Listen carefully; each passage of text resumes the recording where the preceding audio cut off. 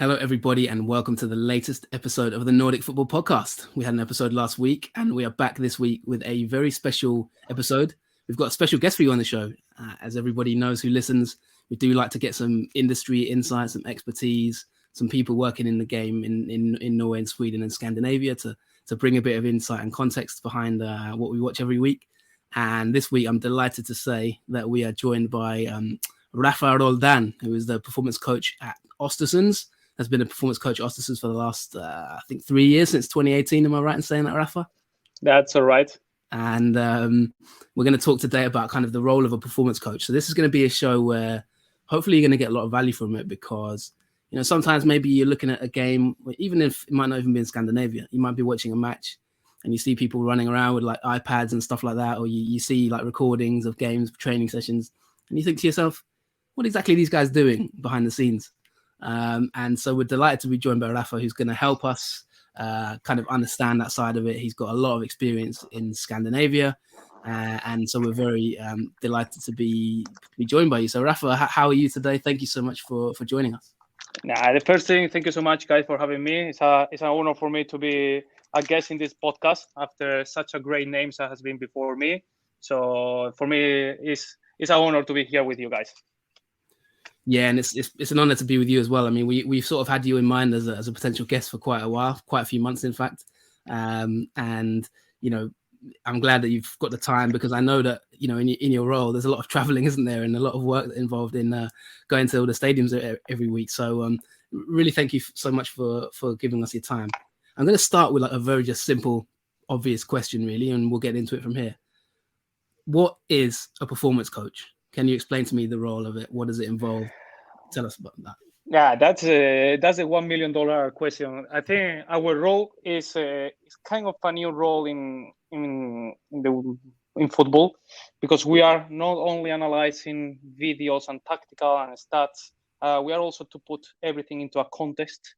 I think that a performance coach has to be somebody that knows the game well tactically, that has a very good relationship with the manager and knows perfectly how the manager wants to play, to do both the analysis of the opposition, our own analysis, and then after all the data from, for example, your partners, what Scout is giving us, to put everything together, analyze, and give to the manager and to the staff and to all of us a clear picture of where we are, where the players are, and where we are in contest with the competition.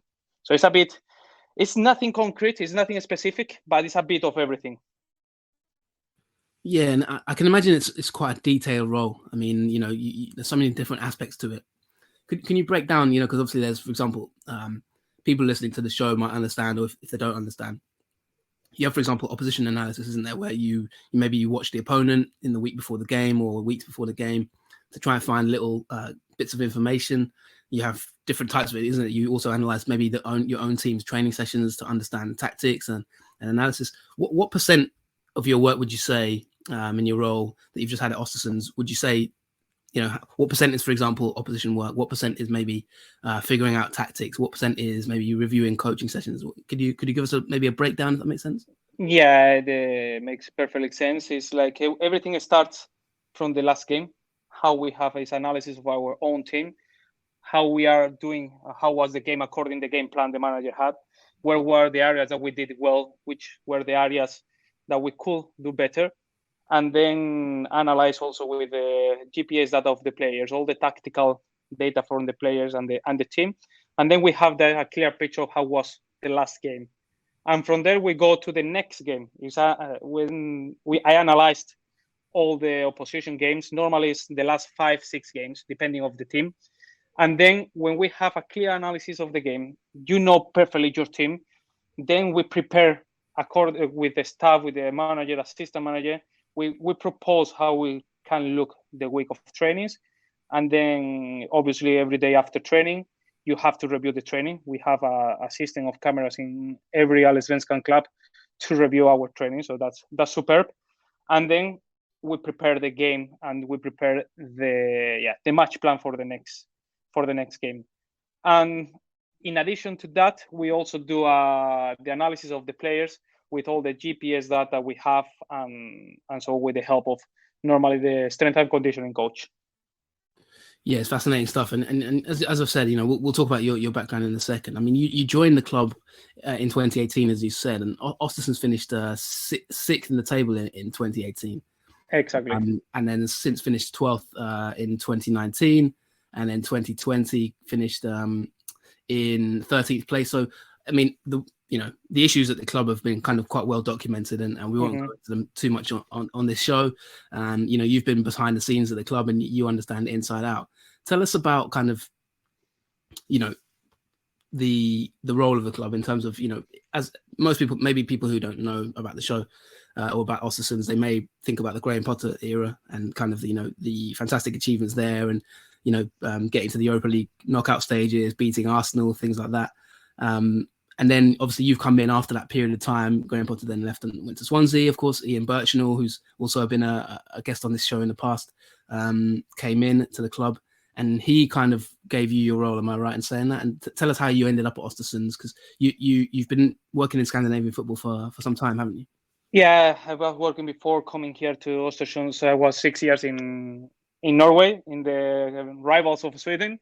So yeah, I met Ian by actually casualty in Norway, because he came to the club I was in Norway head to pay us a visit, and then I met him and we kind of clicked. I think that Ian as a person, as a manager, is totally superb.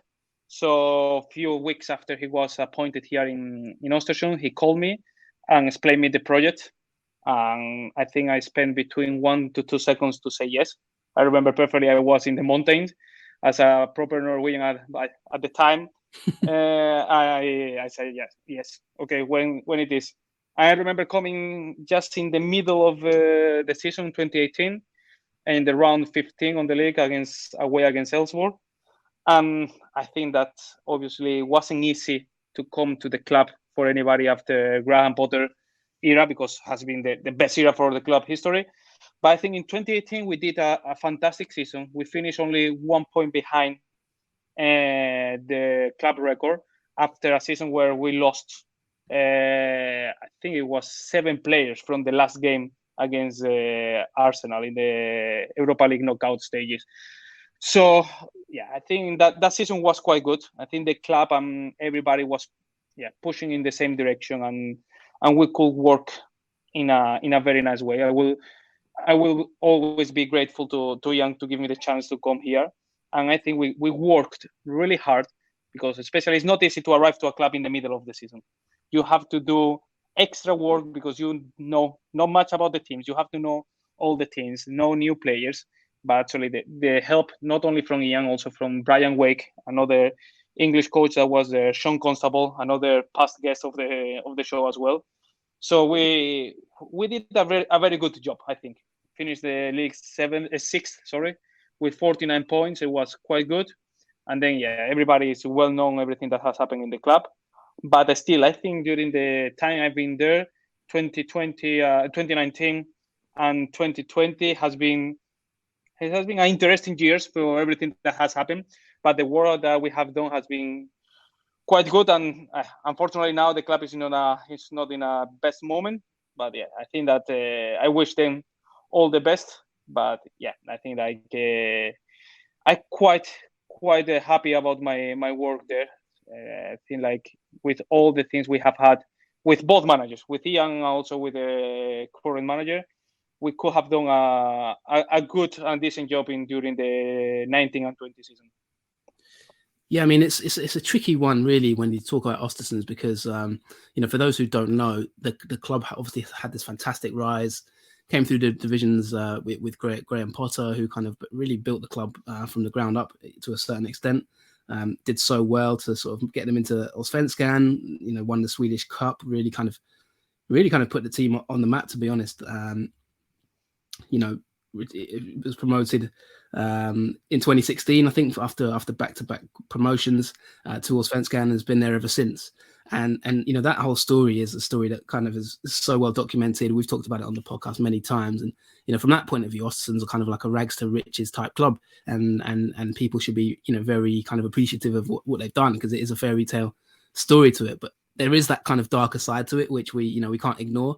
I'm not going to ask you personally about that side of it, but just for those who maybe don't understand the context. So Östersunds, after Graham Potter left, there was sort of reports of like financial issues behind the scenes, and then it kind of culminated ultimately in their CEO Daniel Schimberg. He was jailed for financial crimes, found guilty of funneling public money into the club, according to BBC and Sky Sports and everyone.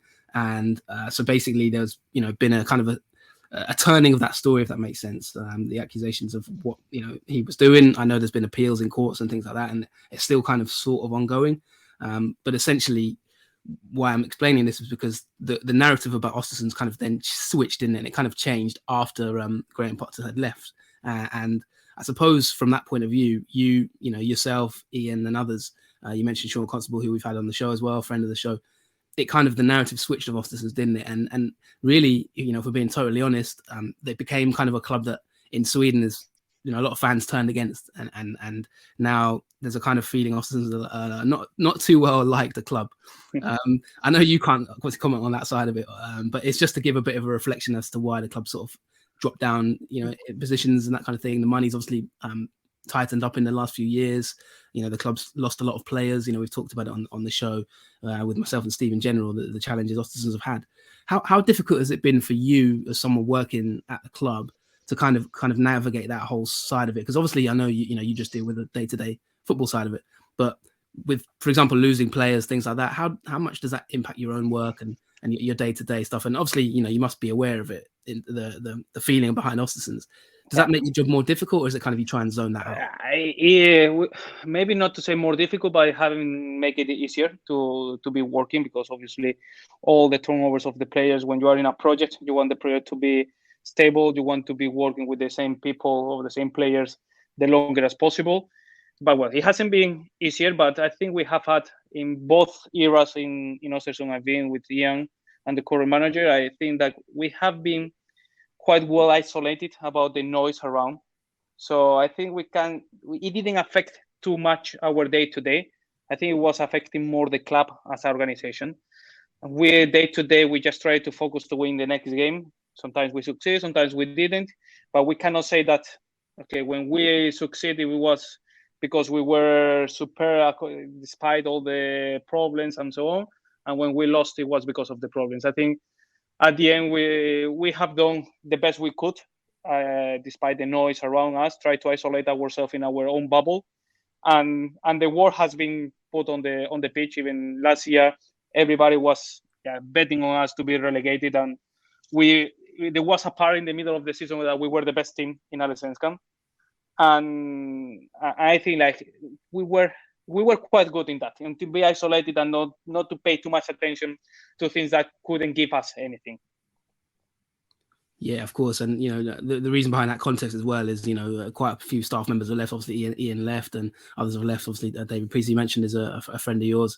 And also since currently, it's not been the best of seasons. Started, fairly well with a couple of wins, but after 15 games played, the team is currently bottom of the table. And obviously, perhaps that's kind of in some ways led to your own decisions. And of course, you'll be leaving the club. And I'm sure that, this experience probably puts you in good stead for your next role. I imagine you must have learned so much in your few years there with the different coaches you've worked with and the experiences at a top level club in Allsvenskan. Yeah, for me, it has been a superb journey with the club. I will always remember the club with a smile and remember the good things. I think it's like when you split up with your first girlfriend. It's painful in the beginning, obviously, but then you're just gonna remember only the good stuff you have done together, all the good games we have played. There has been games that will be always in my memory, and obviously the experience of working first with a staff full of English people, with a lot of English players that were coming from playing World Cups, like in the first two games with Saman Godos. Then you see players that have been playing the African Cup of Nations, like Ali Keita and Ron Mokiewicz. You get experience also from them.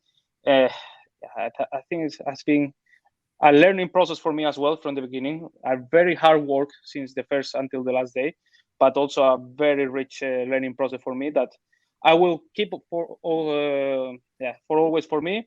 and I've been learning from every single person in the staff that has been passing. So from some of them a bit more, some of them another aspect of the game. But yeah, has been superb, and now it's time for me to have a couple of days charging batteries and finishing my UEFA license, and on to the next challenge in my career.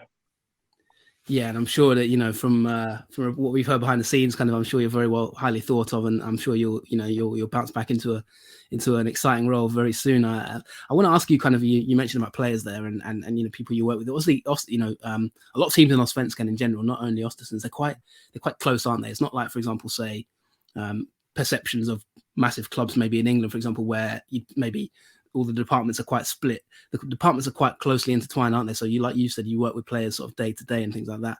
I remember we did a show with Sean Constable, and he talked about Ravel Morrison, for example, and how great it was to work with him and the skills he put out. When you arrived at Östersunds, and you mentioned some of the players that you've worked with, tell us about kind of the interaction with players, like day to day, that you've had. Are you responsible for trying to improve those players? And how do you do that? Is it kind of, maybe say, do you go through video analysis? Do you kind of point out their data, things like that? Just talk to us about performance, that side of it, if that makes sense. Yeah, that was a great surprise for me, because obviously I was working in lowest divisions in Norway before coming here. So the players were always eager to know about data and so on.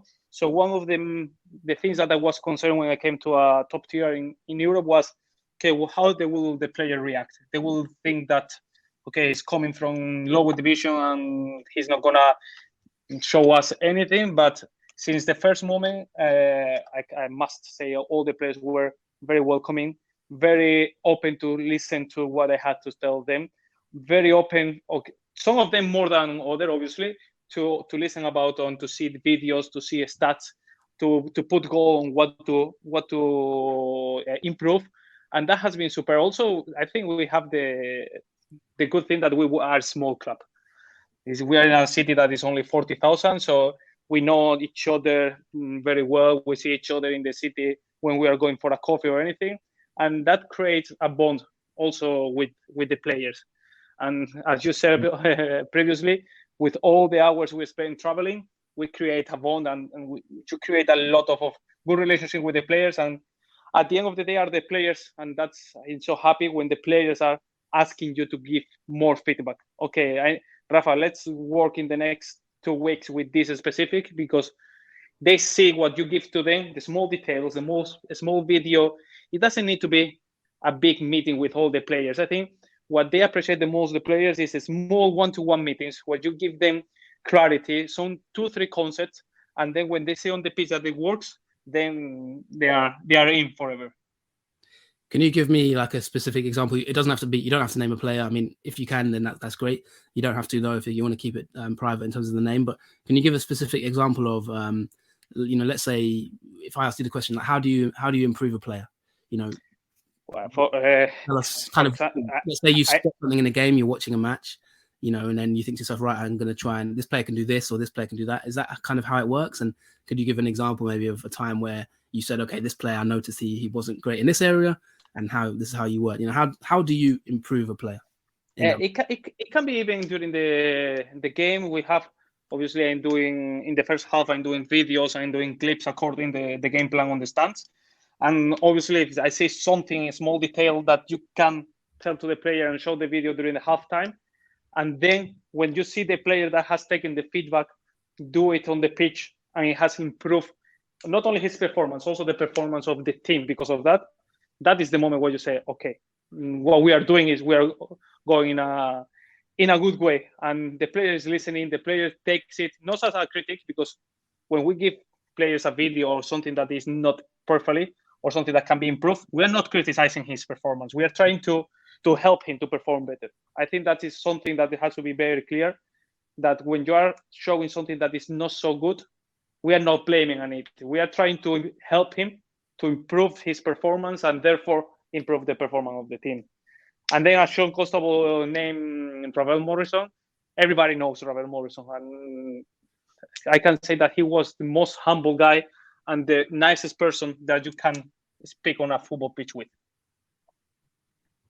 Yeah, that's incredible. And I can imagine, I'm really, this really fascinates me, and hopefully it will fascinate some listeners as well. That role, because sometimes people don't really, I suppose, understand the behind the scenes work and the level of detail that you as a performance coach would have to go into. Can you give, let's say you're trying to improve a defender or something like that. Like, do you have an example that you can provide? Like, whether it's let's say a wing back that you notice they need to push forward more. Does it work like that kind of thing, or a striker? Could you give us some insight behind that? Like, how would you prepare to feed that information? Because, as you said, if you're kind of, you've got to be careful to make sure that the players on board, that they listen to your ideas, but you've also got to kind of point out to them how they can improve. How do you go about that? Because obviously that's really a key to your job, isn't it? So, in some ways, trying to get the best out of the players and point out to them how they can improve. And it is coming as well. It starts if you want to improve a player or to help him to perform better in the game, it comes to the analysis of the opposition. Okay, you have the analysis of your opposition, not only the whole tactical, but also individual from players.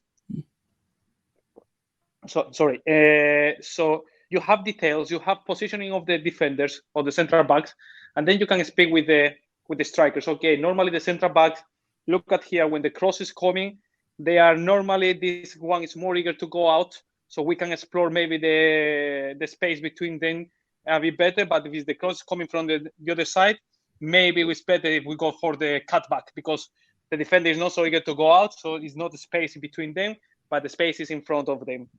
So is that individual detail that makes the difference? At the end, it's not such a big concept. You're not working with technically so much either, but these are small details that you can give to the player, now specifically the strikers, and in the weekend can help them to improve. Or, for example, that has happened a lot of times that, okay, we have prepared a game because the opposition is going to play in a 4-2-3-1, and suddenly we are starting the game and they are starting with back five.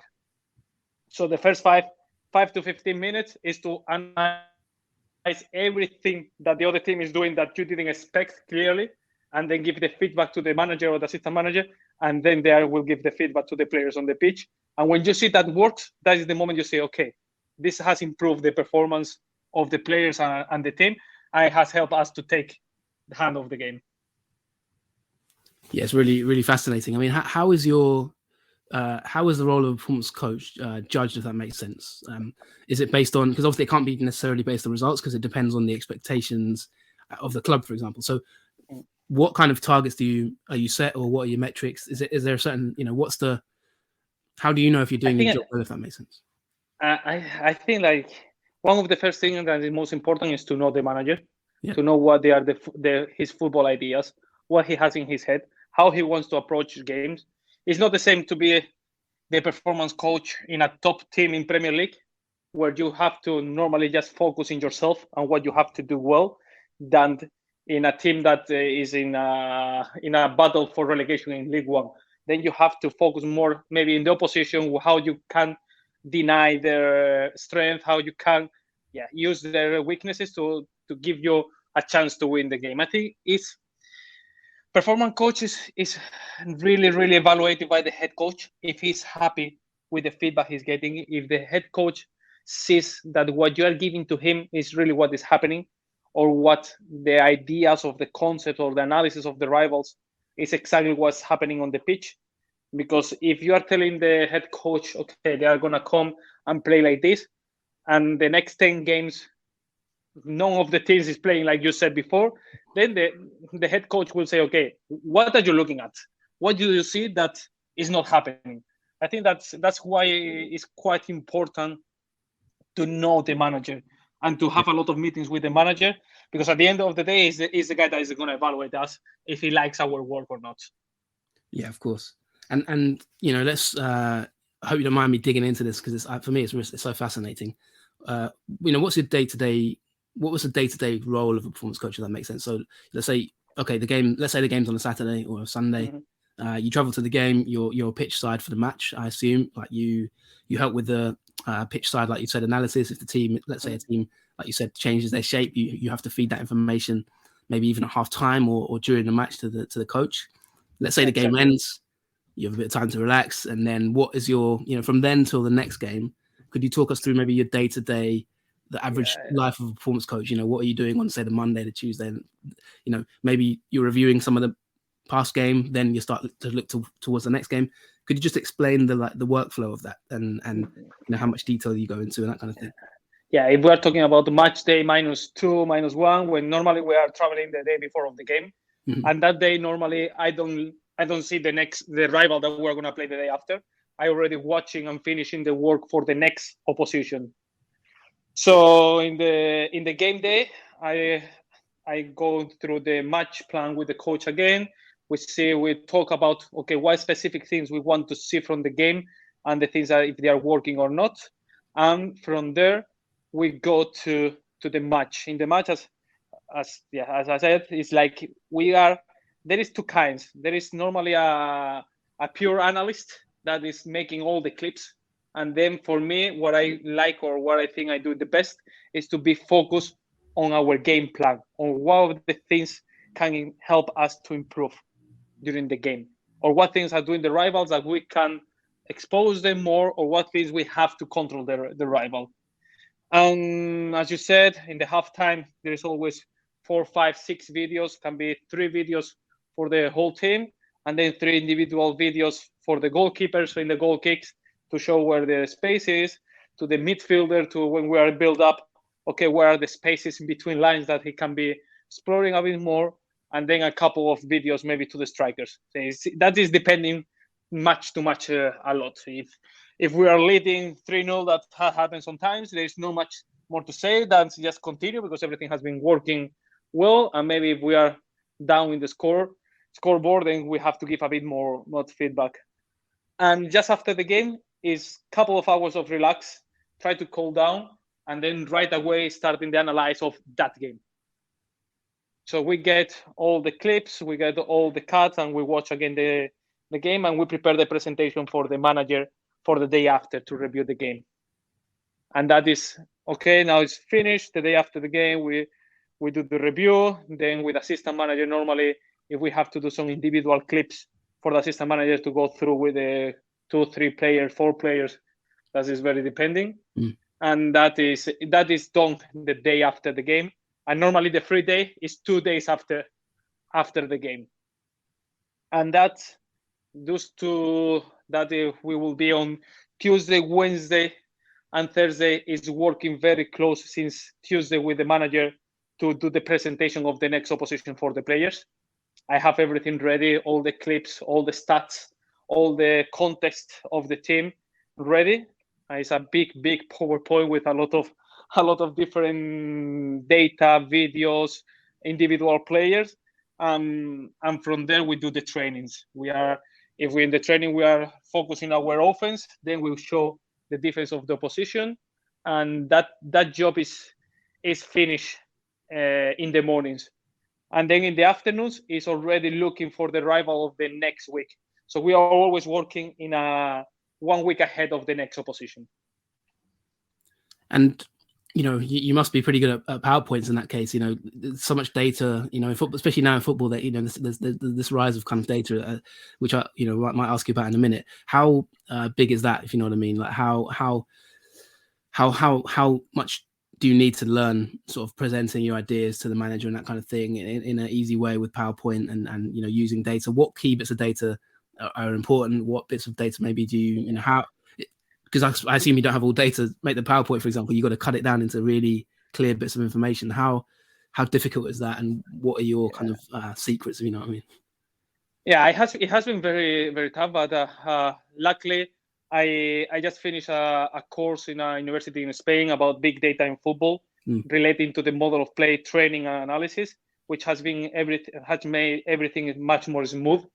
And obviously, I have a database of every game in Allsvenskan in the last 3 years, and we have around 50 to 54 parameters of every game to analyze. Wow! Obviously, I'm using a software that's called Tableau, and through Tableau, I am analyzing, picking the most important things, creating, because at the end of the day, we can see how many shots on target every team, how many goals we have scored from outside or inside the box.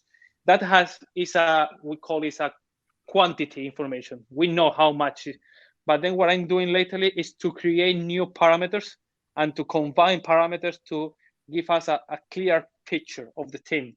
One of the things I've been working the most is with the build-up and the pressing of the teams in Allsvenskan, where in the build-up, I've been analyzing how many lost in the defensive third every team has had, how much has been the PPDA of the opponents, and how much of those losses has become shots for the rival.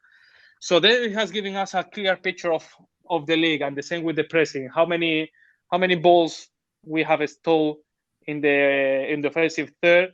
How much is our PPDA, and how much of those balls that we have stole in the last third has become in a shot on target? So that's giving us a much better view of the teams, where this team is in this parameter, where is in that parameter, and that has helped me a lot to the video analysis, because then obviously I know the teams, but then it has given me, okay, look in this team for this point, because it's key in their performance. And actually, I'm very grateful for the guy that gave me the tip about the course, because has been a lot of work to do this year as well. But it has given me the chance to analyze and to put in context maybe a database with 200,000 different entries, to put it in context and to be much easier to read. Yeah, it's absolutely fascinating. I mean, I'm trying to learn Tableau at the moment, and I can imagine the challenges are it's not that easy, I think, and the amount of data, like you say, the amount of the amount of points you've got to kind of bear in mind and condensing that information really takes a lot of skill. I mean, just for those who aren't clear, PPDA means passes per defensive action. I think that's kind of a term that kind of gauges pressing, isn't it? And just so exactly not familiar with the terminologies, just to get a bit of insight there. But yeah, it's so fascinating. Let's look at the let's look at Allsvenskan. Have a little chat about that, because obviously you've mentioned some interesting bits of insight there, and we had a podcast earlier in the season about kind of the rise of different formations in Allsvenskan now, and the league used to be more of a kind of predictable, maybe 4-4-2 kind of league that a lot of teams kind of shape, and what we've noticed this season is a trend towards maybe different shapes. You've got 3-4-3s, you've got some 5-3-2s, things like that. I know Östersunds have played kind of a 5 at the back at times this season. Other teams as well. You look around the league and there's a lot of tactical fluidity. What are your thoughts about that? Is that something that you also have noticed? And what are your theories behind that? And how much do you have to know about sort of tactics and trying to adapt? Say if a team plays a 3-4-3 versus a 4-4-2, how what are the intricacies you need to know? For me, it has been I've been analyzing a lot about the back threes or back fives, and the thing is, for me, I have still not clear. Sometimes is teams has been playing with back threes because they want to dominate more the ball, or they have been playing with back threes because nowadays the central backs are not as good defending as they were before, and they are better with the ball. So it's something like, I have a clear example of Spain in the Euros that, okay, they didn't play with back three, but they played with central backs. They were not as a 80s English central back, we can call it, but they are much better with the ball on their feet. So I still wondering myself, okay, what is the reason? I think that Swedish football has developed after, obviously, with some of the influence of Graham Potter, to be tactical, more flexible, and to be changing during the games a bit more to back fours, back threes. And many of the teams, even though playing 4-4-2 or 4-2-3-1, there was always one central midfielder that was dropping to one of the sides of the central defenders and creating a back three. So if you want to build up with three, why don't you start directly with three? And we have teams that clear examples that they want to be a back three to have possession of the ball and to dominate with the ball. That has been Kalmar, for example, this season. We are coming from a team that was on the bottom of possession last season to one of the tops in possession this year. So the idea of back three was clearly to dominate the ball. And then we have another teams that has chosen to go in certain games to back five to be more defensive. Because then we can say about Mjällby that maybe they are going into back five to be more solid defensively and to be more difficult to beat. So we have the two options, for me, what I think the football is coming nowadays to be more flexible teams tactically, where several players can play in several positions. Suddenly, in the Euros, we were watching Spain, where the right back was becoming an advanced midfielder with Llorente in the game against Sweden. Yeah, I think that more than the formation, sometimes we have to see why the teams are choosing this or that. And yeah, it's a quite interesting debate from a 4-4-2 classic Swedish formations to a bit more dynamic. And I think that is only positive that more teams are trying different things. It's only enriching the tactical of the league. Which teams would you say this season have impressed you in Allsvenskan based on that as well? Like, which teams have you enjoyed watching, just or analysing, for example, just from your own point of view?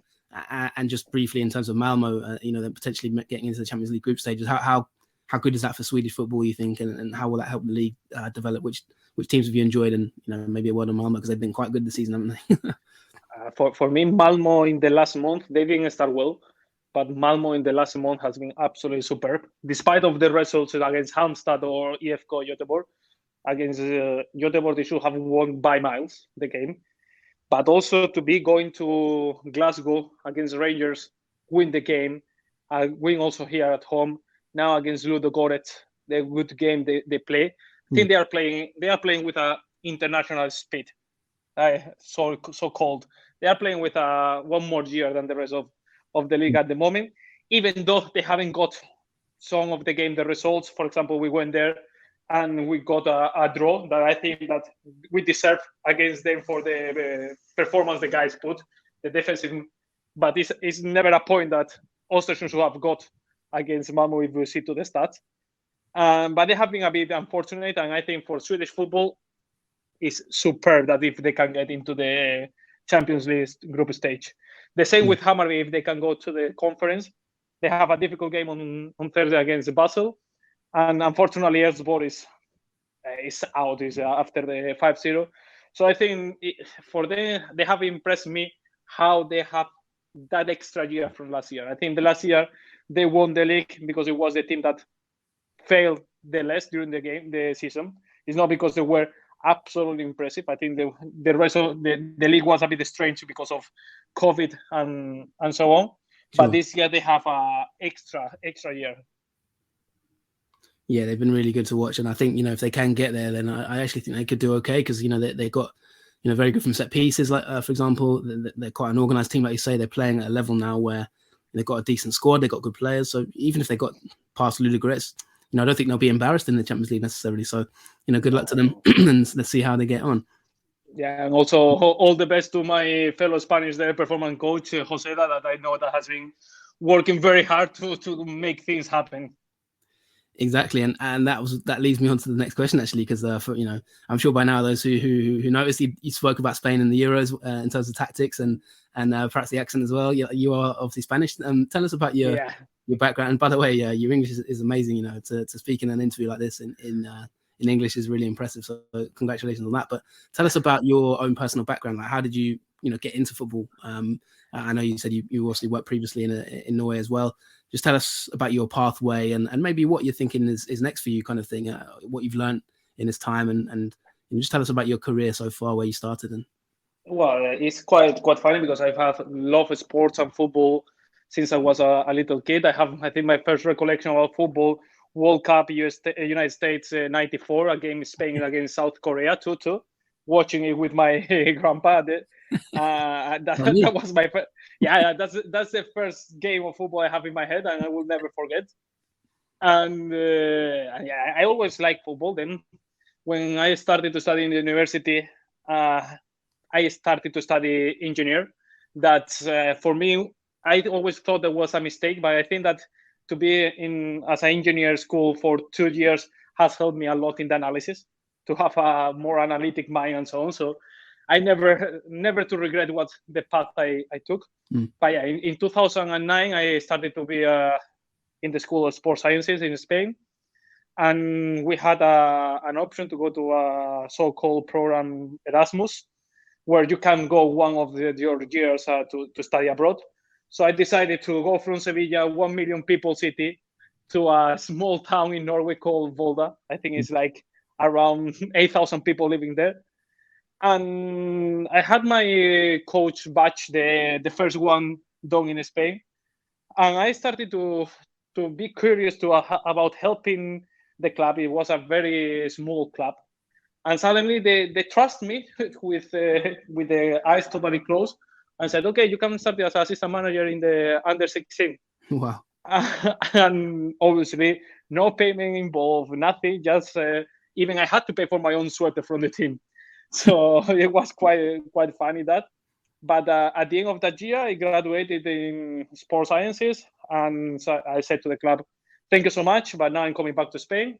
And suddenly I got my first offer as a coach, my first professional contract, so called. It was not professional, but for me it was like an opportunity to stay 6 more months in Norway and try to develop my English. It wasn't good at that point, and develop also my Norwegian, knowing more people, knowing more clubs, and the manager in the first team knew about my background in sports sciences, and he asked me to be the head of strength and condition, the physical coach in the team. Yeah. Amazingly, we won the league, no defeat that season, 20 victories, 2 draws, and another team came knocking on my door with Portuguese coaches at the time. I was also superb. 2 years there, or almost 2.5 years there, and then another club called me, Head, to be the physical coach there. And then what it was about to be only 9 months in Norway ended up to be 6 years until Ian brought me to Sweden, and I has been now 3 superb years in Östersund, and I'm, as you said, what I'm looking for the next season or the next challenge in my career is to go to a club that it has a good project. It doesn't matter. Sometimes it doesn't matter which division it is. Obviously, the highest, and my knowledge now of Allsvenskan I will say, is quite good. It can be always developed, of course, but after 3 years of watching almost every game in Allsvenskan, I think it can be a thing in Allsvenskan, or I have a very good relationship also with teams in Elite Serie in Norway. My best friend is working in Brann, which they are not at the moment so good. I've heard you in the last podcast talking about that. But yeah. So yeah, I want to go to a project that the club has a clear direction on what they want to do, what are the resources they are, and that's my next goal. Yeah, and I think that from the way you speak about football and the level of experience you've had, and the different courses you've done, like you've said, and that kind of thing, I'm sure you're going to be pretty in demand. So I'm sure you're not going to take too long to find a new role, which hopefully I wish you all the best with. Thank you. I really appreciate your time on this show. Before we wrap up, I just wanted to ask you one question, because you've mentioned there kind of Ian's influence on your career, Ian Birchnell, who's a friend of the pod, of course. I've been on it in the past. Like, how do you think he'll get on in England? Because obviously, he made the move from Östersunds and kind of left as well, a bit like yourself. Just a word on him as a coach, because the way he managed in Sweden kind of maybe he's now moved on into England. How do you think he will fare working with him behind the scenes?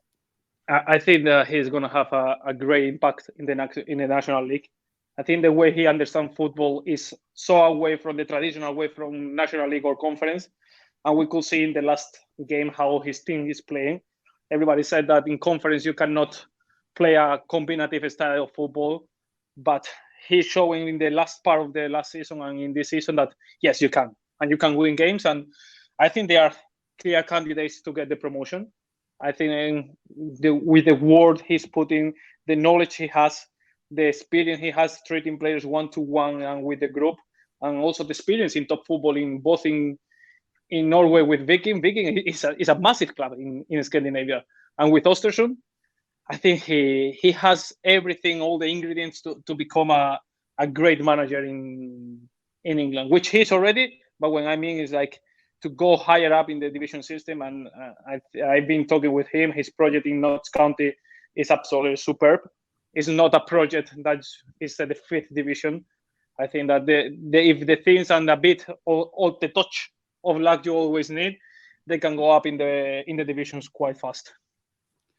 Yeah, and it's quite interesting on this podcast. We've been doing it for a good sort of 3-4 years now, and seeing the development of coaches like obviously Sean Constable and Ian and others that we've had on it. It's quite fascinating, and I think you'll be a next Östersunds alumni that we'll keep an eye on, if you know what I mean, and see where you go on in years to come. Certainly, maybe get you back on the show, and really appreciate your time, Rafa. It's been fascinating to get you on. And just quickly, whereabouts are you from in Spain, out of interest? I'm from the south of Spain. Even though if any people can see any picture of me, I don't look Spanish at all. I look like a Scandinavian guy. I am from the south of Spain, born in Granada, raised in Cordoba. And yes, but I will be always happy to be living in I think I'm a guy that can adapt to different environments quite well. For me, living in different environments has had a great positive impact in myself as a person. Kind of, being able to adapt to any environment, from a small club in Norway to a top club in Allsvenskan. Then that has been always positive for me to get my Spanish background, the English background I had with the managers, the Portuguese that I had during my time in Norway as well. And yes, as we were talking also with the guys now, all the staff we were here in 2018, 2019, now with Chris in Sunderland, Ian in Notts County. I think in the future England is waiting for me. Yeah, for sure. We'll be glad to welcome you one day, and we'll have a drink maybe from the sunny south of Spain to the wintry north of Norway. No one can accuse you of not being adaptable, that's for sure. So yeah. Rafa Roldán, thank you so much for your time. It's been great. Thank you so much to you guys, and I really appreciate your podcast. You are doing a super job to follow both the Norwegian and the Swedish league. And I really appreciate the time you've been with me during the long trips during this season. Yeah, I'm glad we can hopefully brighten up your journey, and don't make it too painful for you when you're on your travels. But thanks so much for listening, and we'll obviously definitely keep in touch. Keep in touch. I wish you all the best in your next adventure. So thank you so much for listeing, guys. We're gonna wrap up the show, so that's it for this episode. We will have another bonus episode coming in the days to come, no doubts. But I hope this has given you a good insight into performance analysis, coaching, and behind the scenes at a football club. With someone who's got fantastic track record and experience, Rafa Roldán. So thank you so much for listening. You can follow us on Twitter at Nordic Footpod, and we'll be back very soon, of course, as always. So keep an eye on that, or subscribe via iTunes or Spotify, or wherever you get your shows. And we'll be back. Hopefully you've enjoyed this insight. Like I say, drop us a comment or a tweet, whatever, to let us know what you think. And we will talk to you again very soon. Thanks for listening, everybody, and goodbye. Bye-bye. Thank you.